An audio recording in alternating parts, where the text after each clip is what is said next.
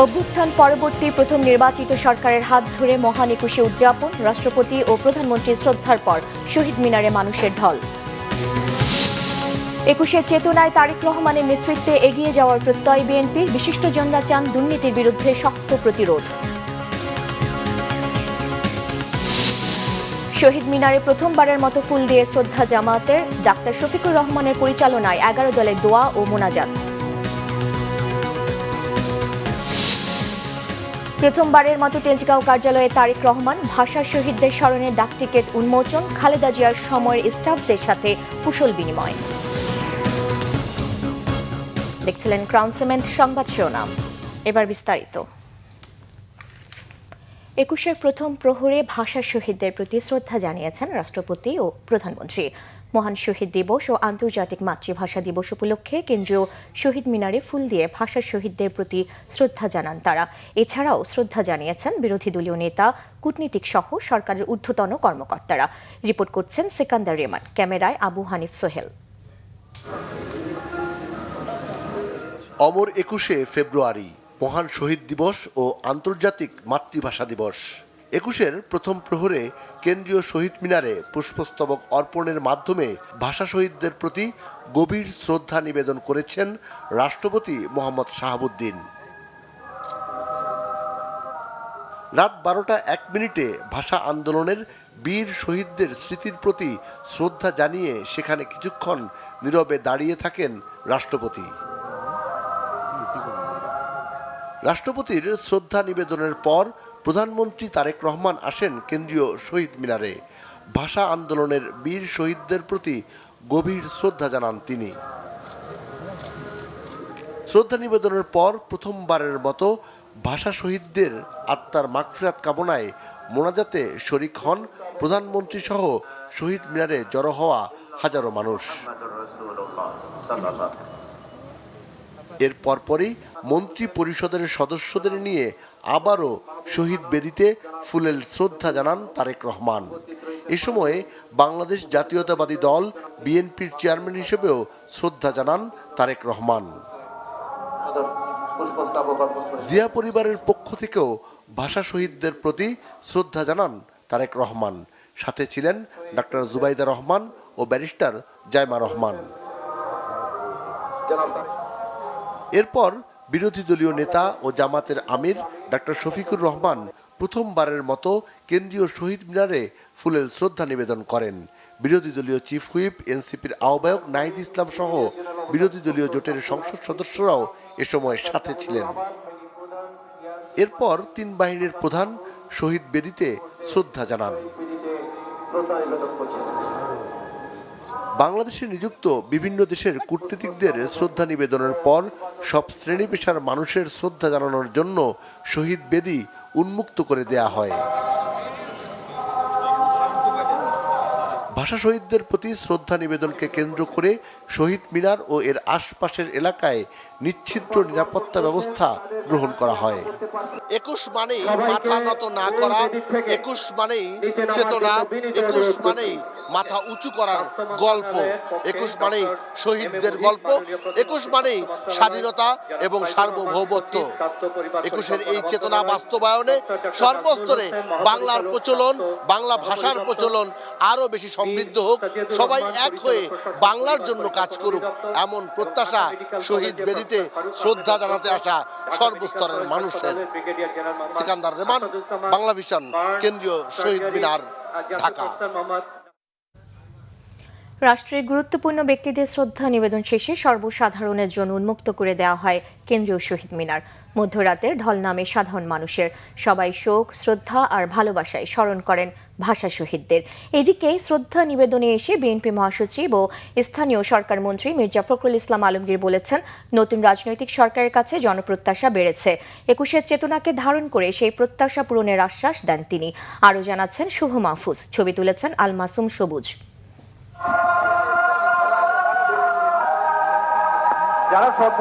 দলের জ্যেষ্ঠ নেতাদের নিয়ে শহীদ বেদিতে ফুল দিয়ে শ্রদ্ধা জানান প্রধানমন্ত্রী তারেক রহমান।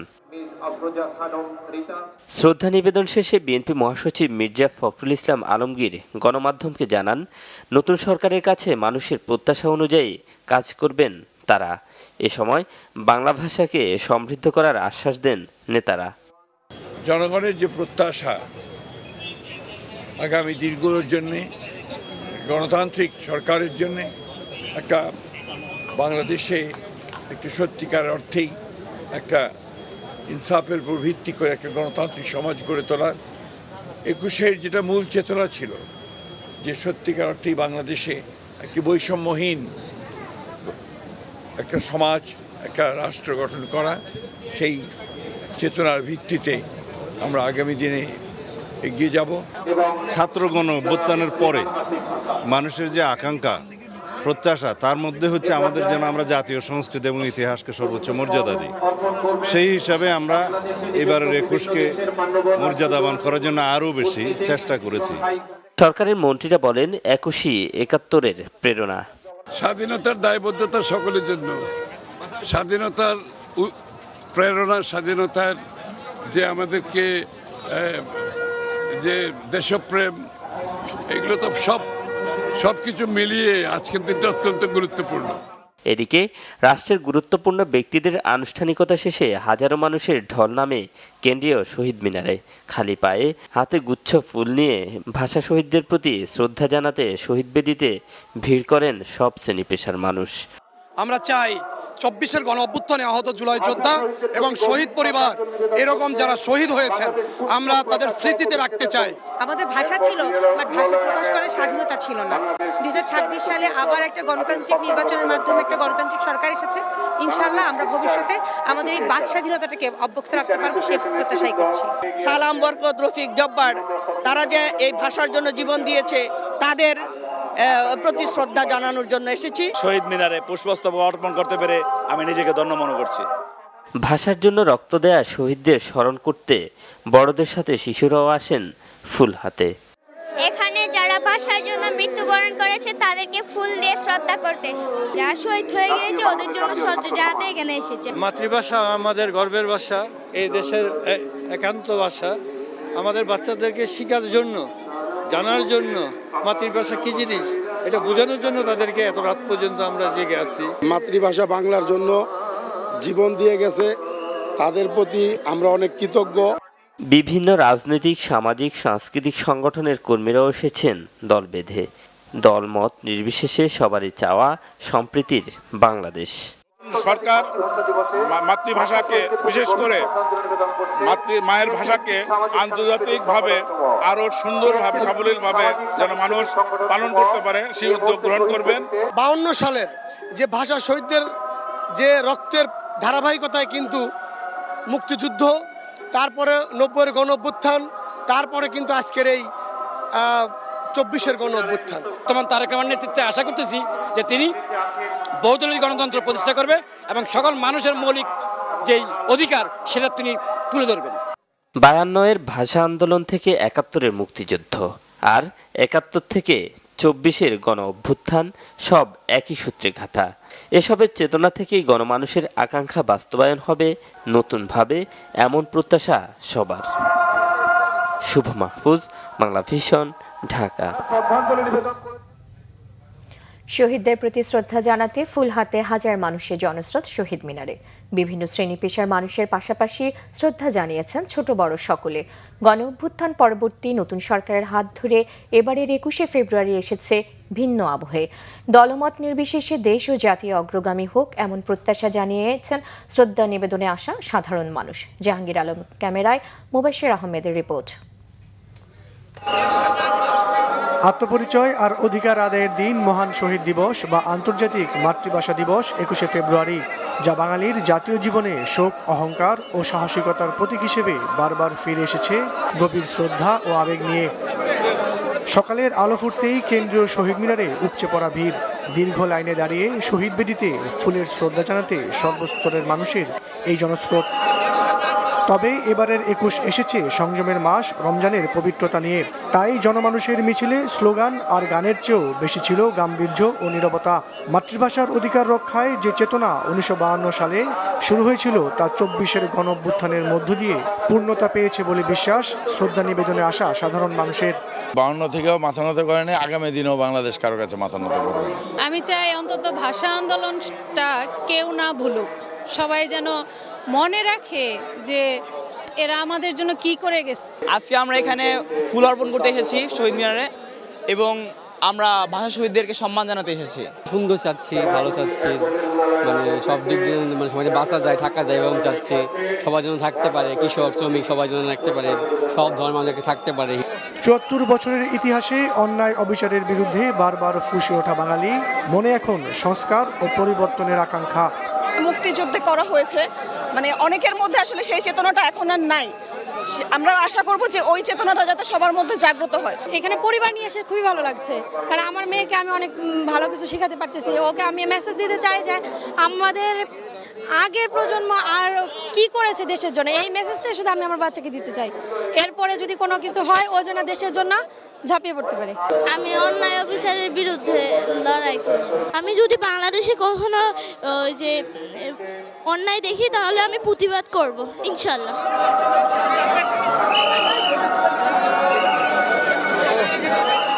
শহীদ মিনারের এই স্রোত শুধু শোকের নয়, বরং ২১-এর চেতনাকে ধারণ করে বৈষম্যহীন বাংলাদেশ সৃষ্টি করার এক দীপ্ত শপথ। এবারের ২১-এ আমাদের মনে করিয়ে দিচ্ছে ভাষা আন্দোলন থেকে শুরু করে ২৪-এর গণঅভ্যুত্থান পর্যন্ত বাঙালি জাতি কখনো অন্যায় অবিচারের কাছে মাথা নত করেনি। মুবাশশির আহমেদ, বাংলা ভিশন, ঢাকা। ২১-এর চেতনায় উজ্জীবিত হয়ে দুর্নীতি ও ধর্মান্ধতার বিরুদ্ধে প্রতিরোধ গড়ে তোলার আহ্বান জানিয়েছেন বিশিষ্টজনেরা। ট্রান্সপারেন্সি ইন্টারন্যাশনাল বাংলাদেশ টিআইবি নির্বাহী পরিচালক ডক্টর ইফতেখারুজ্জামান বলেছেন, গত ১৭ বছরে স্বৈরাচারী শাসন থেকে মুক্ত হয়ে এবার মানুষ ভাষা শহীদদের স্মরণ করছেন শ্রদ্ধা ও ভালোবাসায়। আর মুক্তিযুদ্ধ বিষয়ক প্রতিমন্ত্রী ইশরাক হোসেন বলেছেন, তারেক রহমানের নেতৃত্বে অগ্রগতির পথে এগিয়ে যাবে বাংলাদেশ। এটাই এবারের ২১-এর প্রত্যয়। মুহিবুল্লাহ মুহিবের রিপোর্টে বিস্তারিত।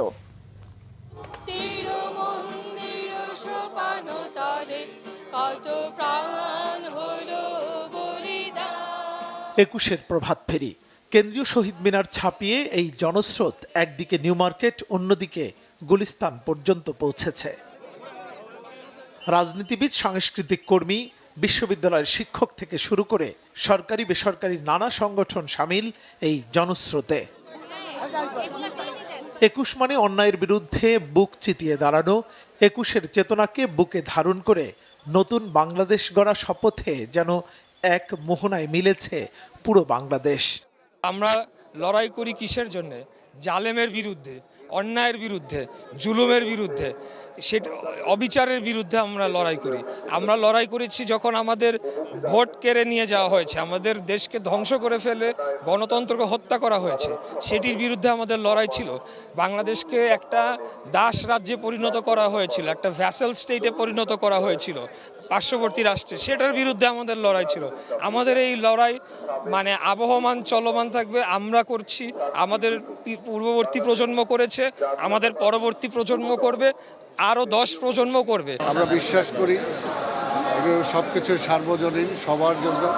তা আমরা বিশ্বাস করি যে মুক্ত মন নিয়ে, মুক্ত পরিবেশে আজকে যেমনি 21 ফেব্রুয়ারি পালন কৃষক দল জাতিভাবে শ্রদ্ধা নিবেদন শেষে ফ্যাসিবাদ বিরোধী যে আন্দোলন, আমরা রিকোয়েস্ট করছি, অনুরোধ করছি, আপনারা কাইন্ডলি আপনাদের ব্যানারটি গুটিয়ে নিন। আমরা সবাই এগিয়ে যাব। আমাদের ২১-এর চেতনা হলো অন্যায়ের সাথে আপোষ না করা। ২১-এর চেতনা হলো মানুষের জন্য কাজ করা, মানুষের অধিকার রক্ষার লড়াইয়ে অংশগ্রহণ করা। আমরা দীর্ঘদিন যাবত অধিকার রক্ষার লড়াইয়ে ছিলাম, এখন আমরা সরকার এসেছি, আমরা মানুষের অধিকারগুলো প্রতিষ্ঠিত করার লড়াইয়ে এখন আছি এবং এই লড়াই আমরা জিতব ইনশাআল্লাহ। দলমত, ধর্ম, বর্ণ, সমতল কিংবা পাহাড়ি, বাঙালি অথবা ভিন্ন ভাষাভাষী সবাই ভাষা শহীদদের স্মরণ করছেন পরম শ্রদ্ধায়। শহীদ বেদিতে ফুল দেওয়ার এই দীর্ঘ সারি বলে দেয় ৭৪ বছর পরেও রফিক, শফিউর, সালাম, বরকতেরা রয়ে গেছেন বাংলার মানুষের হৃদয়ের মণিকোঠায়। আমরা মনে করি, জোরালোভাবে বিশ্বাস করি যে দুর্নীতি এবং ধর্মান্ধতা ২১-এর চেতনার সম্পূর্ণ পরিপন্থী। বিশেষ করে বাংলাদেশের সকল মানুষের অধিকার, সমান অধিকার পরিপন্থী যত শক্তি আছে সেটাকে প্রতিহত করা হচ্ছে ২১-এর চেতনার মূল বিষয়। বিগত দিনে আমাদের বিএনপি চেয়ারম্যান জনাব তারেক রহমানের নেতৃত্বে কাজ করেছি, এদেশের মানুষকে ঐক্যবদ্ধ করেছি যে এদেশে বৈষম্য করে বা এদেশে নির্যাতন নিপীড়ন করে কেউ টিকে থাকতে পারবে না।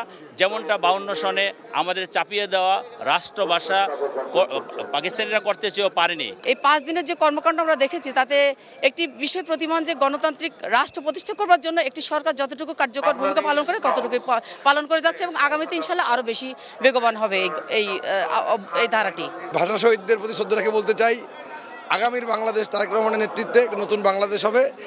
52 থেকে 71, 90 থেকে 24 জালিম শাহীর বিরুদ্ধে ছাত্র জনতার রক্ত আর জীবনদানের ইতিহাসই এদেশের মজলুমকে পথ দেখাবে অনন্তকাল, এমন প্রত্যাশা সর্বস্তরের মানুষের। 21 মানে অন্যায়ের কাছে মাথা নত না করা, 21 মানে প্রতিবাদ, প্রতিরোধ আর অকাতরে জীবন দেয়া। 1952 সালে ভাষা শহীদদের শ্রদ্ধা জানাতে সকাল থেকেই দীর্ঘ লাইন এই কেন্দ্রীয় শহীদ মিনারে। 21-এর চেতনায় উজ্জীবিত হয়ে গঠিত হবে আগামীর বাংলাদেশ, এমন প্রত্যাশার কথা জানিয়েছেন শ্রদ্ধা জানাতে আসা মানুষ। মুহিবুল্লাহ মুহিব, বাংলা ভিশন, ঢাকা। বাঙালি জাতীয়তাবাদের উন্মেষ স্ফুরণের সাথে 21শে ফেব্রুয়ারির সংযোগ সুখবীর।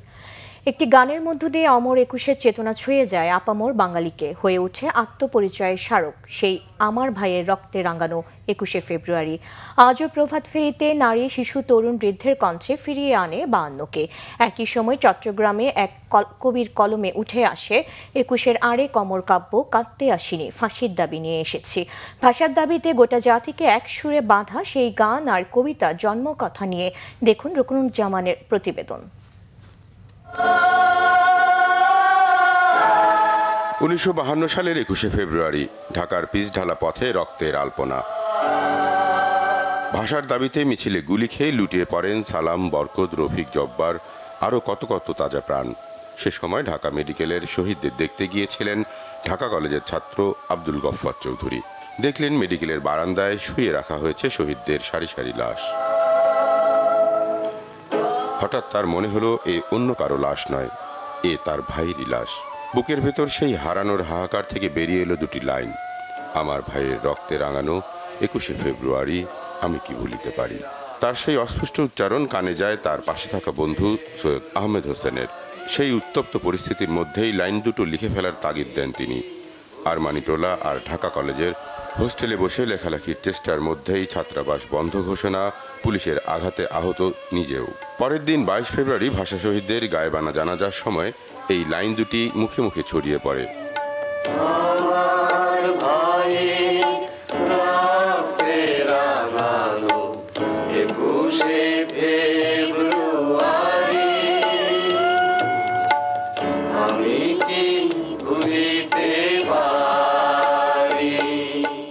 এই গানে প্রথম সুর দেন আব্দুল লতিফ। 1953 সালে ঢাকা কলেজের ছাত্রদের এক অনুষ্ঠানে গাওয়া হয় সেই সুরেই। পরে গানটির সুর দেন শহীদ বুদ্ধিজীবী আলতাফ মাহমুদ 1954 সালে। সেই সুরেই এখনো গাওয়া হয় 21-এর গানটি, যে সুরে ভাষা আন্দোলনের সেই চেতনা পৌঁছে যায় সব বাঙালির হৃদয়ে। আজও প্রভাত ফেরিতে সেই সুর বাঙালিকে ফিরিয়ে নিয়ে যায় 52-তে। 71 যেমন আমাদের অনুপ্রেরণা দেয়, আমাদের মাতৃভাষা বাংলা আমাদের সবসময় অনুপ্রাণিত করে।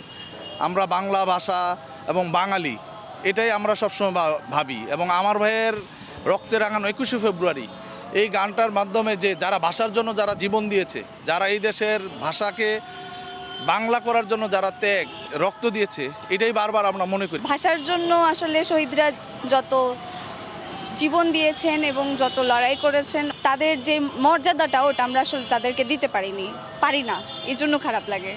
এদিকে ঢাকা যখন রক্তাক্ত, চট্টগ্রামে জ্বরে কাতরানো এক যুবক মাহবুবুল আলম চৌধুরী লিখে ফেলেন ভাষা আন্দোলনের আরেক মহাকাব্য, কাঁদতে আসিনি, ফাঁসির দাবি নিয়ে এসেছি। সেই 40টি রত্ন যেখানে প্রাণ দিয়েছে, আমি সেখানে কাঁদতে আসিনি। আমরা এসেছি খুনি জালিমের ফাঁসির দাবি নিয়ে। 17 পৃষ্ঠার এই বিশাল কবিতা অসুস্থতা আর দুর্বলতায় কবি নিজ হাতেও লিখতে পারেননি। আবেগ ভরে বলে গেছেন, সাথে সাথেই লিখে নেন তার সহকর্মী ননীধর।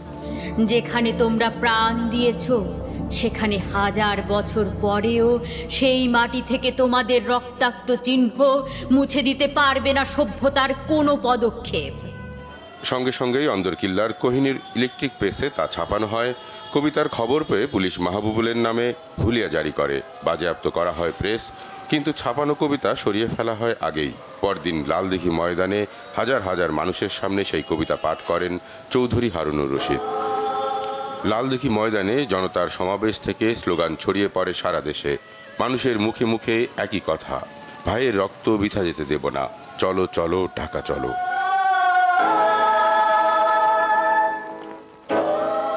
ওদের ছিল বন্দুক আর আমাদের ছিল গান, ওদের ছিল লাঠি, টিয়ার গ্যাস, নির্যাতন, আর আমাদের ছিল কবিতা। তারপরও তারা বাংলার উপর উর্দুকে চাপিয়ে দিতে পারেনি। প্রতিষ্ঠা করেছি ভাষার অধিকার, ছিনিয়ে এনেছি স্বাধীন দেশ। এই গৌরব আজ প্রজন্ম থেকে প্রজন্মান্তরে প্রবাহিত। রকুনুজ্জামান, বাংলা ভিশন, ঢাকা। তেজগাঁয়ে প্রধানমন্ত্রী কার্যালয়ে প্রথমবারের মতো অফিস করেছেন প্রধানমন্ত্রী তারেক রহমান।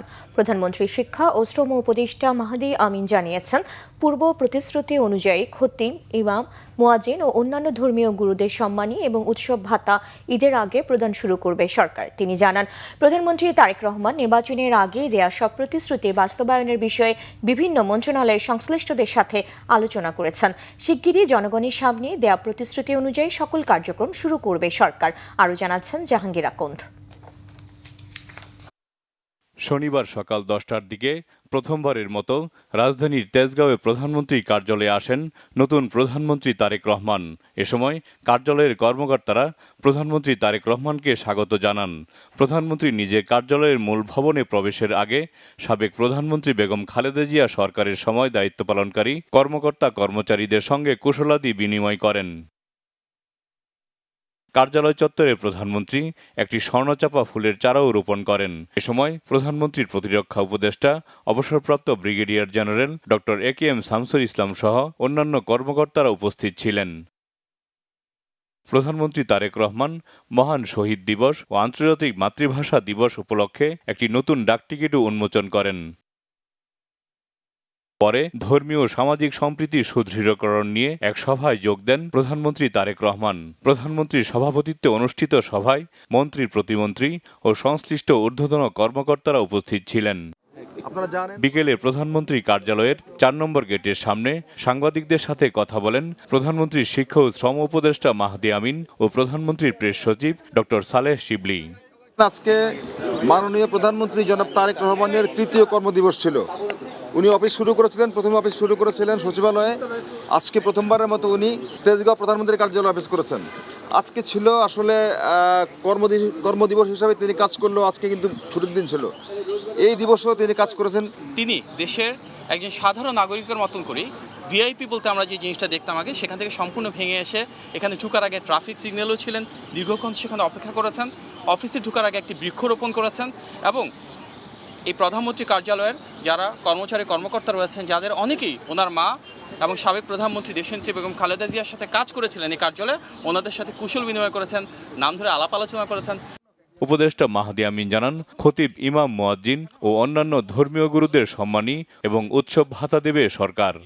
বিভিন্ন মসজিদের সম্মানিত খতিব সাহেব, সম্মানিত ইমাম সাহেব এবং সম্মানিত মুয়াজ্জিন সাহেব সহ অন্যান্য ধর্মের যারা রয়েছেন সেসব ধর্মগুরুদের জন্য আমাদের একটা প্রতিশ্রুতি ছিল যে মাসিক সম্মানী এবং উৎসব ভাতা প্রদান করা হবে এবং মাননীয় প্রধানমন্ত্রীর নির্দেশে একটি সিদ্ধান্ত গৃহীত হয়েছে যে ইনশাআল্লাহ এই ঈদের আগেই আমরা এটি পর্যায়ক্রমে শুরুর যে প্রস্তুতি সেটি সম্পন্ন করে কিছু কিছু জায়গায় ইনশাআল্লাহ সম্মানিত খতিব সাহেবদের, ইমাম সাহেবদের এবং মুয়াজ্জিন সাহেবদেরকে একটি সম্মানী প্রদান করব ইনশাআল্লাহ।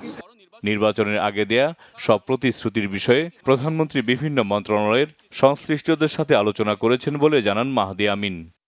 চাকরির ক্ষেত্রে, বেসরকারি চাকরির ক্ষেত্রে, উদ্যোক্তা হিসেবে গড়ে ওঠার ক্ষেত্রে এবং বহির্বিশ্বে জনশক্তি রপ্তানির ক্ষেত্রে কিভাবে আমরা সবাইকে আরও দক্ষ এবং যোগ্য হিসেবে গড়ে তুলতে পারি, আমাদের শিক্ষা ব্যবস্থার প্রয়োজনীয় সংস্কারটুকু কীভাবে আনবো এবং তার মাধ্যমে আমাদের জনশক্তিকে কীভাবে কর্মক্ষম করে দ্রুততার সাথে তাদের জন্য অনেক বেশি চাকুরি এবং ব্যবসার সুব্যবস্থা করতে পারবো। বিদেশি বিভিন্ন দূতাবাস যারা রয়েছে এবং বাংলাদেশে বিদেশি যে দূতাবাস রয়েছে তাদের সাথে সমন্বয়ের মাধ্যমে কিভাবে আমাদের জনশক্তিকে আরও দক্ষ এবং যোগ্য করে বিদেশে পাঠাতে পারবো, এগুলো নিয়ে বিস্তারিত আলোচনা হয়েছে এবং ইনশাআল্লাহ খুব দ্রুততম সময়ের ভিতরে আমাদের মাননীয় প্রধানমন্ত্রীর নেতৃত্বে আমাদের প্রতিশ্রুতিগুলো বাস্তবায়ন করা শুরু করবো ইনশাআল্লাহ।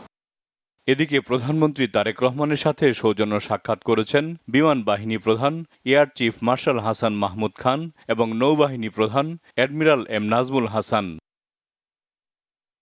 জাহাঙ্গীর আকন্দ, বাংলা ভিশন, ঢাকা। প্রধানমন্ত্রীর রাজনৈতিক উপদেষ্টা নজরুল ইসলাম খান বলেছেন, দীর্ঘ সময় দেশের মানুষ গণতন্ত্রকে উপভোগ করতে পারেনি, তবে 12 ফেব্রুয়ারি নির্বাচনের মধ্য দিয়ে দেশের মানুষ আবারও গণতান্ত্রিক পথে যাত্রা শুরু করেছে।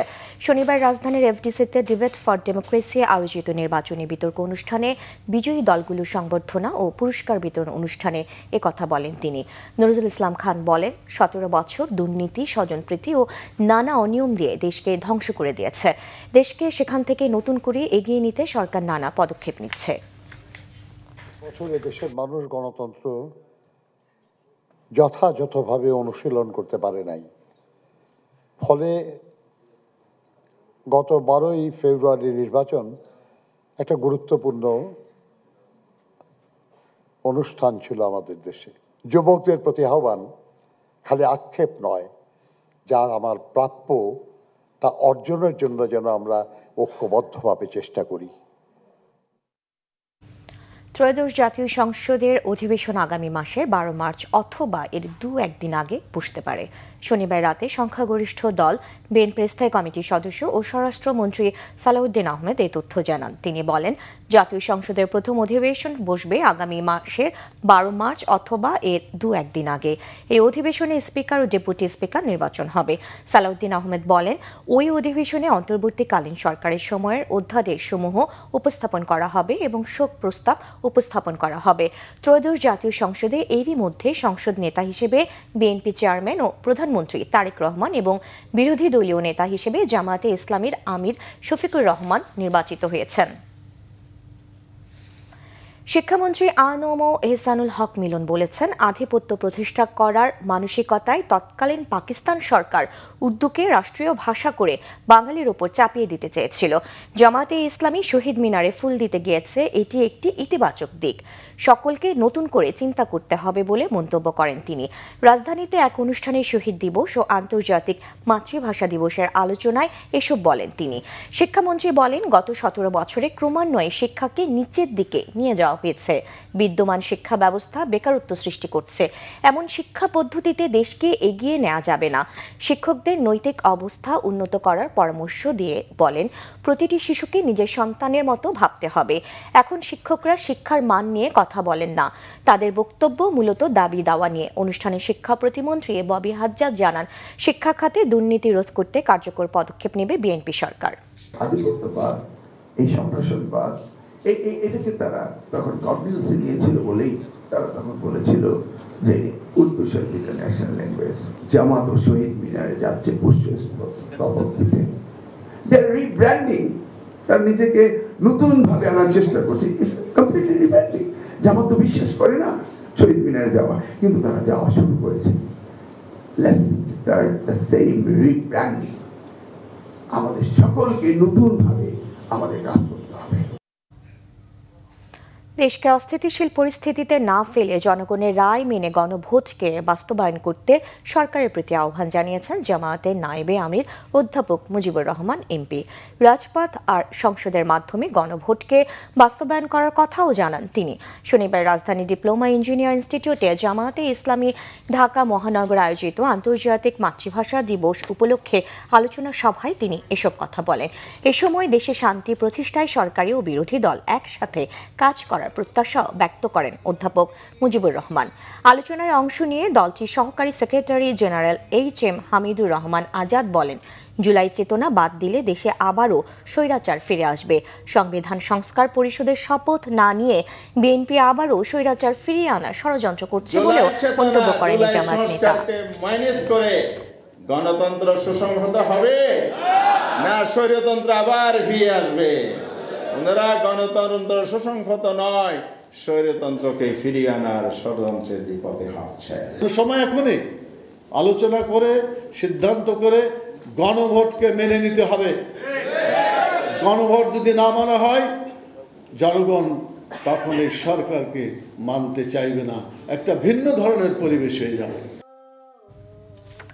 আগামী মাস থেকেই ফ্যামিলি কার্ড বিতরণ কার্যক্রম শুরু হবে বলে জানিয়েছেন তথ্য ও সম্প্রচার মন্ত্রী জহিরুদ্দিন স্বপন। বরিশাল শিল্পকলা একাডেমি অডিটোরিয়ামে জেলা প্রশাসনের উদ্যোগে আয়োজিত শহীদ দিবস ও আন্তর্জাতিক মাতৃভাষা দিবসের অনুষ্ঠানে কথা বলেন তিনি। মন্ত্রী জানান, প্রথম পর্যায়ে এই ফ্যামিলি কার্ডে নগদ অর্থ প্রদান করা হবে। দেশে 4,10,00,000 পরিবারের নারী সদস্য এই কার্ডের মালিক হবেন। তথ্য ও সম্প্রচার মন্ত্রী আরও বলেন, বাংলার মানুষ তার অধিকার প্রতিষ্ঠায় কখনো আপোষ করেননি। 52-এর ভাষা আন্দোলন থেকে 24-এর গণ অভ্যুত্থান এর প্রমাণ। এই সময় গণমাধ্যমের বিষয়ে মন্ত্রী বলেন, গণমাধ্যমকে সঠিক ও সুষ্ঠুভাবে কাজ করতে দিতে হবে। গণমাধ্যমের ওপর কোনো গোষ্ঠীকে হস্তক্ষেপ করতে দেওয়া হবে না।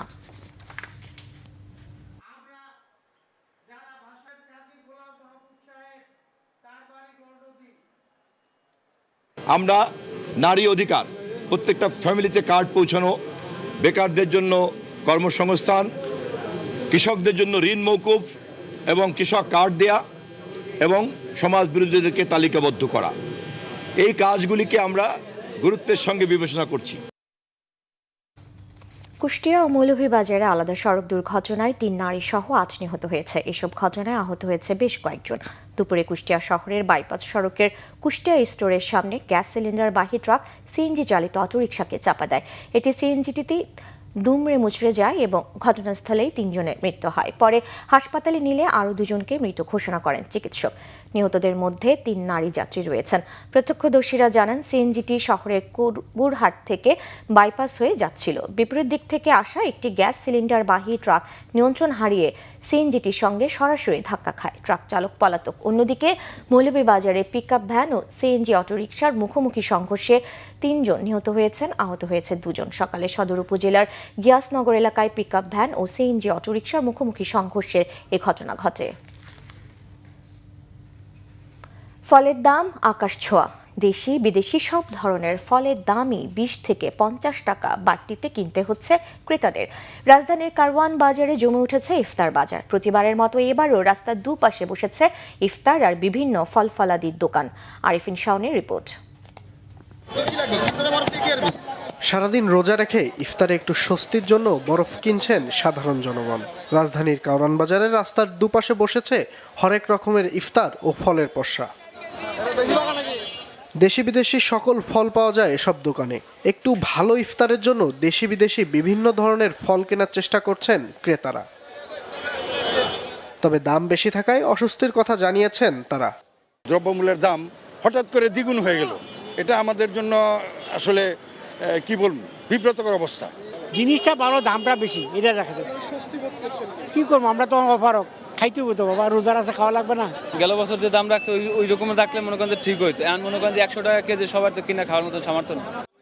এদিকে বেচা বিক্রির মন্দা আর উচ্চ মূল্যের কথা জানিয়েছেন ব্যবসায়ীরা। ভাই, ব্যবসা বাণিজ্য তেমন একটা ভালো না। প্রত্যেক দিনে মালে ঘাটতি, ঠিক আছে, মালের রেট পেয়ে সবকিছু বেশি, কাস্টমার একবারে কমই বার গত বছর থেকে। আপনার গেছে রমজানে আপনার অ্যাভেলেবেল ছিল, অ্যাভেলেবেল খাইছে। এবার রোজাতে আপনার মালটা সাপ্লাই কম, এখনো সিজনাল তরমুজ আসে নাই, তো এই কারণে আপনার দামটা একটু বেশি। বাজার নিয়ন্ত্রণে সরকারকে তদারকির আহ্বান জানিয়েছেন সাধারণ ক্রেতারা। আরিফিন শাওন, বাংলা ভিশন, ঢাকা। লেবাননের পূর্বাঞ্চলের বেকা উপত্যকায় ইসরায়েলি বাহিনীর বিমান হামলায় 12 জন নিহত এবং অন্তত 50 জন আহত হয়েছে। ইসরায়েলি সামরিক বাহিনীর দাবি, লেবাননের বালবেক শহরের বিভিন্ন এলাকায় ইরান সমর্থিত গোষ্ঠী হিজবুল্লাহর অবস্থান লক্ষ্য করে এ হামলা চালানো হয়েছে। লেবাননের নিরাপত্তা বাহিনীর বিভিন্ন সূত্র জানিয়েছে, নিহত ব্যক্তিদের মধ্যে হিজবুল্লাহর একজন ঊর্ধ্বতন কর্মকর্তাও রয়েছেন। তবে এই হামলার বিষয়ে হিজবুল্লাহর পক্ষ থেকে এখনো কোনো আনুষ্ঠানিক বক্তব্য পাওয়া যায়নি। একই দিনে দক্ষিণ লেবাননের সিডন শহরের কাছে আইন আল ইল হয়ে শরণার্থী শিবিরে হামলা চালিয়েছে ইসরায়েল। ইসরায়েলি বাহিনীর দাবি, সেখানে ফিলিস্তিনের সশস্ত্র গোষ্ঠী হামাসের একটি কমান্ড সেন্টার ছিল। তবে হামাস এই দাবি প্রত্যাখ্যান করে জানিয়েছে, যেখানে হামলা হয়েছে সেটি শরণার্থী শিবিরের নিরাপত্তা রক্ষাকারী যৌথ বাহিনীর একটি কার্যালয়। 2024 সালে যুক্তরাষ্ট্রের মধ্যস্থতায় যুদ্ধবিরতিতে পৌঁছায় হিজবুল্লাহ ও ইসরায়েল। তবে চুক্তির পর থেকেই দুই পক্ষই যুদ্ধবিরতি লঙ্ঘনের পাল্টাপাল্টি অভিযোগ করে আসছে। লেবাননের রাজনৈতিক নেতারা বলছেন, ইসরায়েল একের পর এক হামলা দেশটির অর্থনৈতিক ও রাজনৈতিক সংকট বাড়িয়ে তুলছে। সংবাদ শেষ করব ক্রাউন 7 শিরোনামগুলো আরেকবার জানিয়ে।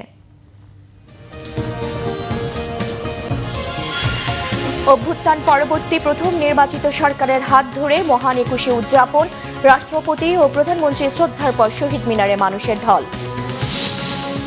একুশের চেতনায় তারেক রহমানের নেতৃত্বে অগ্রগতি প্রত্যয় বিএনপির, বিশিষ্টজনরা চান দুর্নীতির বিরুদ্ধে শক্ত প্রতিরোধ। শহীদ মিনারে প্রথমবারের মতো ফুল দিয়ে শ্রদ্ধা জামায়াতের, ডাক্তার শফিকুর রহমানের পরিচালনায় 11 দলের দোয়া ও মোনাজাত। প্রথমবারের মতো তেজগাঁও কার্যালয়ে তারেক রহমান, ভাষা শহীদদের স্মরণে ডাকটিকিট উন্মোচন, খালেদা জিয়ার সময়ের স্টাফদের সাথে কুশল বিনিময়। এ ছিল এখনকার মতো। পরের সংবাদ রাত 10:30, এর আগে 9টায় নিউজ 20 দেখার আমন্ত্রণ রইল। এতক্ষণ সাথে থাকায় ধন্যবাদ।